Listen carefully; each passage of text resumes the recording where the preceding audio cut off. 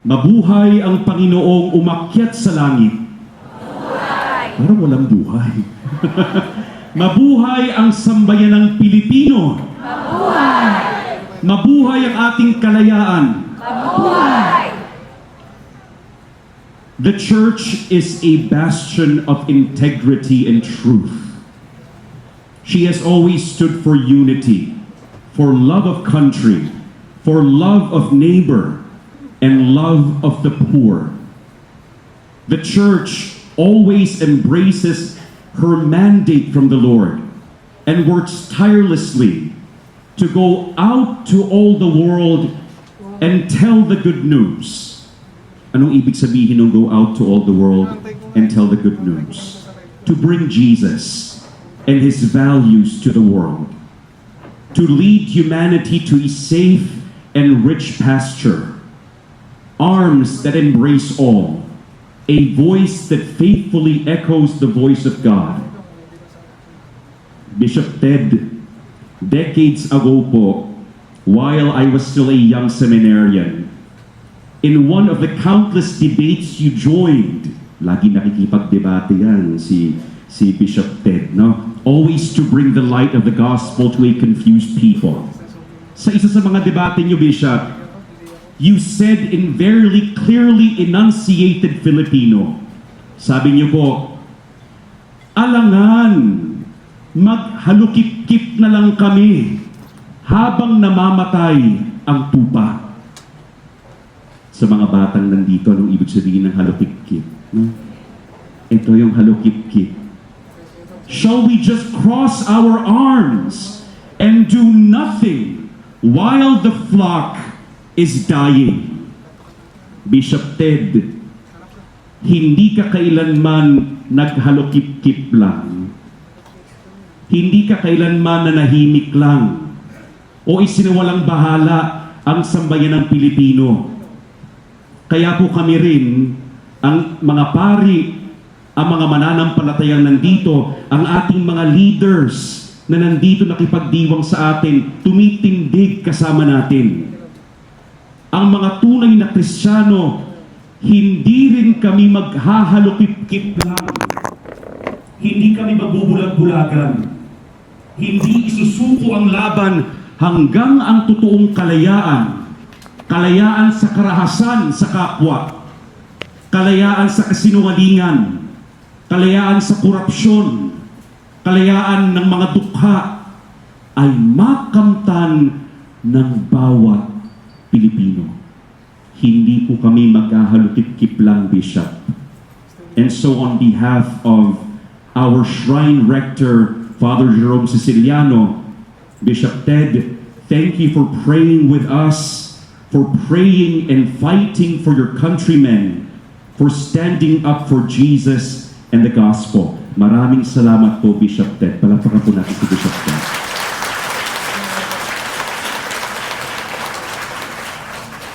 Thank you din po sa ating mga paring nandito. Lagi po sumasama sa atin, no? Nakikibaka kasama natin. Si Father Robert, si Father Puti, si Father Percy, si Father Flavi, mga fathers, mga patuloy na gumagabay at nagmamalasakit sa ating bayan.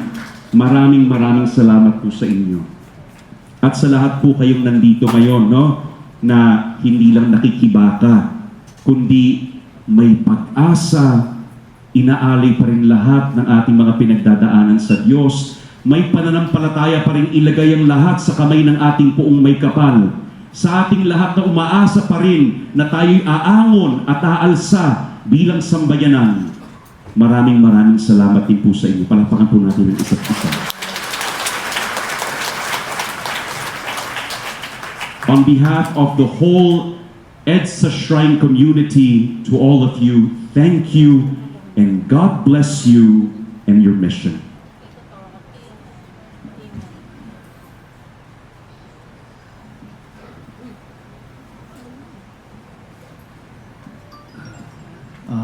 Alam nyo na kung ba tayo nandito, pag magulo na naman ang bansa, nandito na naman tayo. Kaya yun po, hudyat yun. At pag magulo na ang bansa at balisa na ng mga tao at hindi nila alam ang gagawin, kailangan po, number one, magdasal. Pagkatapos magdasal, mag-usap-usap. At tapos mag-usap-usap, kumilos. Kaya bibigyan tayo ng idea kung ano yung pagkilos na mangyayari. Hindi sa akin magagaling, kundi sa isang batang-batang kumikilos. Ako po, matandang kalbong kumikilos na hindi tumatakbo. Ngayon, at least for the first time, hindi po ako tumatakbo. Merong kalbong takbo na takbo. Shame on you! Come out where you're hiding. I call on Kiko, please.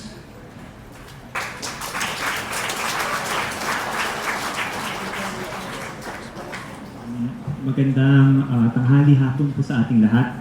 Una po sa lahat, nais ko pong magpasalamat sa Edsa Shrine Community po at kay Father Jerome Siciliano na agaran pong tumugon sa hiling po ng Titig Pilipinas na mag-sponsor po ng isang misa ngayong hapon. I think lalo na nung nangyari po yung mga kaganapan noong nakaraang linggo, lalo na po yung mga nangyari noong Miyerkules, ay siguro unang reaction po ng marami sa atin ay ang pagkalito, pagkalungkot, baka ng iba, pagkagalit, pagkatakot. Pero sa ganitong panahon ay bagamat ayoko pong magpanggap na masyado po akong religyoso, pero sa mga ganung panahon po ay nagpapasalamat po ako sa pamana ng mga magulang ko, ng lolo't lola ko na ang ating pananampalataya. So, I think maraming salamat po sa Edsa Shrine Community na binigyan niyo po kami ng espasyo na maghayag ng ating mga saloobin at iaalay ang aming mga damdamin para sa ating bayan. Sa darating na Lunes po, marami po ang maaaring mangyari. Kaya medyo naka-standby po tayong lahat, nakabantay po tayong lahat sa balita kung ano po yung magiging kaganapan sa ating Senado. Sa ngayon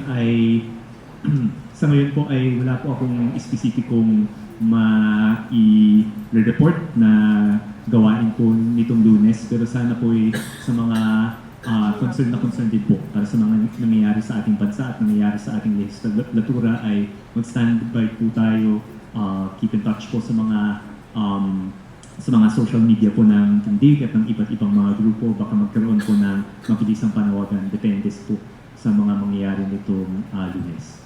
At saka, sana, gusto ko rin po magpasalamat pala, una sa lahat, pangalawa sa lahat, kay Father Robert at sa CGG sa pag-organize ng misang ito at lalo na po kay Bishop Ted Bacanin na talagang kahit na framer ng Constitution natin, ilang dekada na yung siguro talong lifetimes ko, ito na po yung katumbas ng kanyang pakikibaka o higit pa, pero nandito pa rin sa harap ng iba't ibang mga karamdaman ay nandito pa rin at lumalaban si Bishop Ted. So maraming salamat din po sa mabilisan niyo pong pagtugon sa medyo last minute po naming nahiling.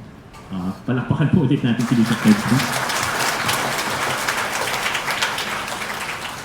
And siguro po bilang pangwakas po ay may konting kahilingan lang din po kami na kasama din po natin ngayon.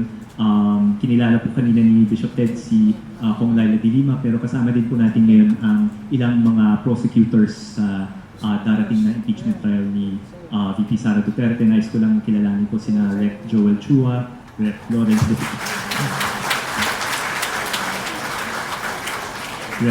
Defensor po, and Rep. Terry Redondo. So, inanihan ko pong tumayo po yung mga prosecution team natin. May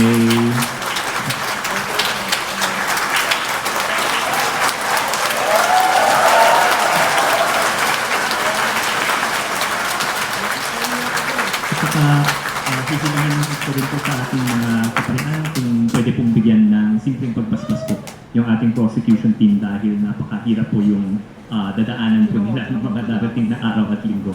Maraming salamat po sa mga nakilisa po ngayong hapon at tuloy po yung laban. Maraming salamat.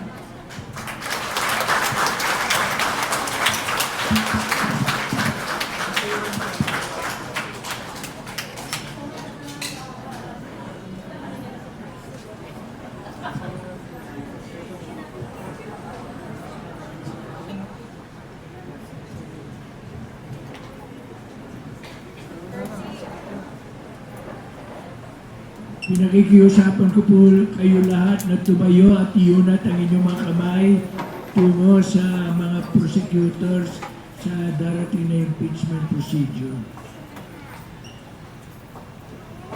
Aming Panginoon Diyos, binibigyan mo po kami ngayon ng pagkakataon na ilabas ang katotohanan tungkol po sa isang napakahalagang opisyal ng aming bayan. Igawad niyo po, Panginoon, na itong mga taong ito ng mga prosecutors ay maging totoo sa kanilang tungkulin at ilabas ang katotohanan at ilabas ito ng malinaw at nakakukumbinsi sa mga tao na ng kanilang kinakailangang palabasin.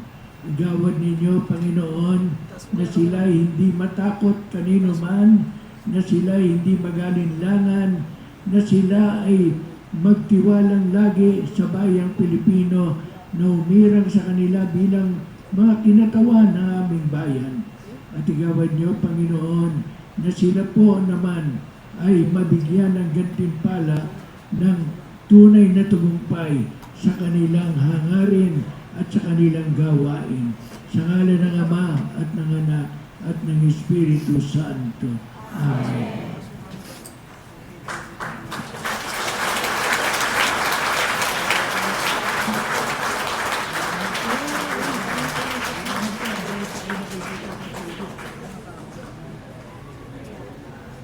Thank you.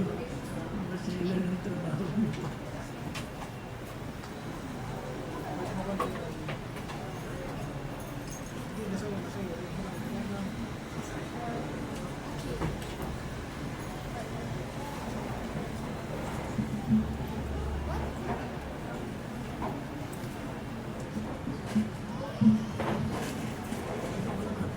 Pinakikiusapan ko ang lahat ng mga pari dito sa altar na sumama sa akin sa pagbibindisyon sa inyo. The Lord be with you. May Almighty God bless you all, the Father and the Son and the Holy Spirit. Amen. The Mass is ended. Go in peace. Bring peace to our people.